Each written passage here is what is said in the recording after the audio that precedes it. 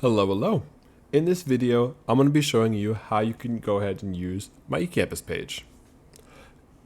To access eCampus, you want to first make sure you go to clever.com. On Clever, you can find this eCampus tile. I have it saved up in my favorites because I added a little heart to it. To do so, you want to be able to just scroll down, find the eCampus tile, and click on that little heart, and it'll add it up on top to your favorites.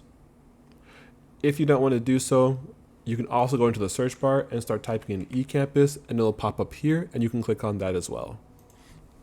When you click on eCampus, what will first pop up is the dashboard. On the dashboard, you'll see a lot of different classes. Right now for this video, I'm talking about math because I'm your math teacher. So let's go ahead and look at my math page. When you click on the math page, this is the screen you'll be greeted with. So if we look over here where it says syllabus, let's go ahead and click on that.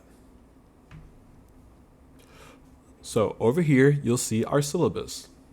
This is kind of small. You can zoom on this if you want to, but can't quite click on the image there. So if you would like to get that a little bit bigger, down here where it says standard syllabus.pdf, if you click on that, this is now front and center.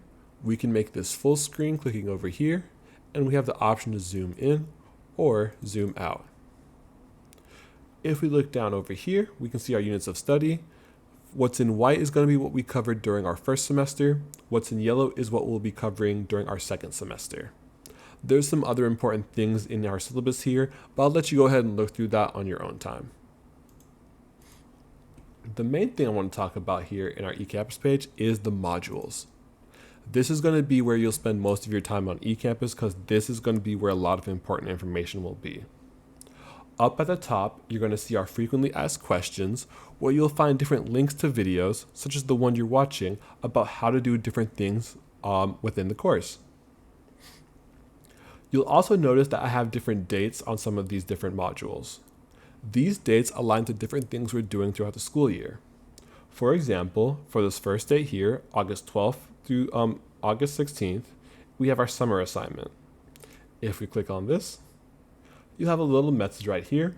Your summer assignment can be turned in online or in person. If you have any questions, please feel free to let Mr. Menos know.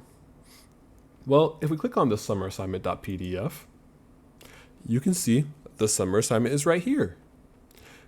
With this, you are able to go ahead and download it if you want, and then print it in case you maybe don't have access to it, or maybe it went missing. Once you have your summer assignment completed though, what you're able to do is actually go ahead and either turn it in person, or you can turn it in online.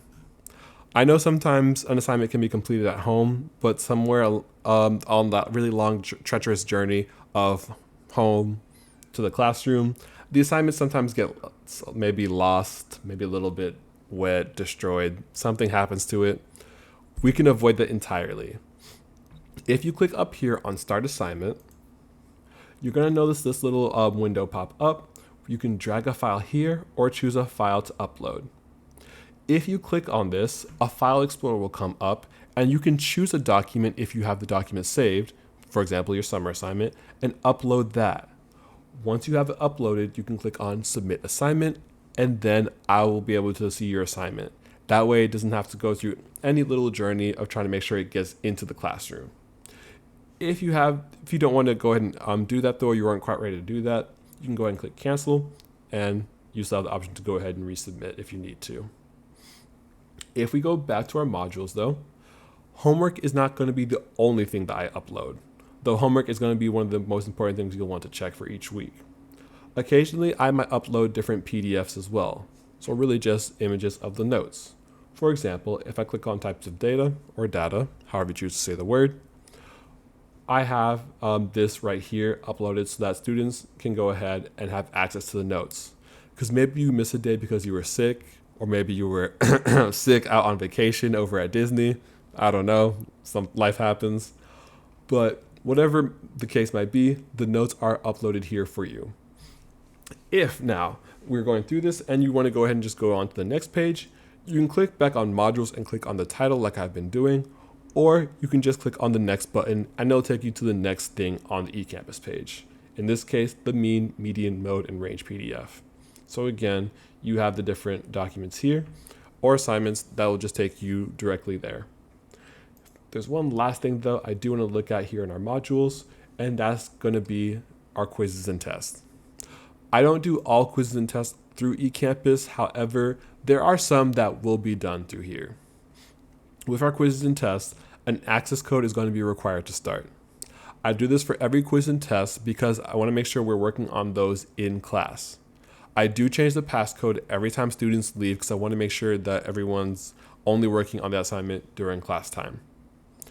Not all quizzes and tests will be through eCampus. However, I do have a majority of them like this because ultimately your fast test will be on a computer. So I want to make sure you're used to working on a computer or really on a device. If you do have any questions for me though, please feel free to reach out and I'll be happy to help.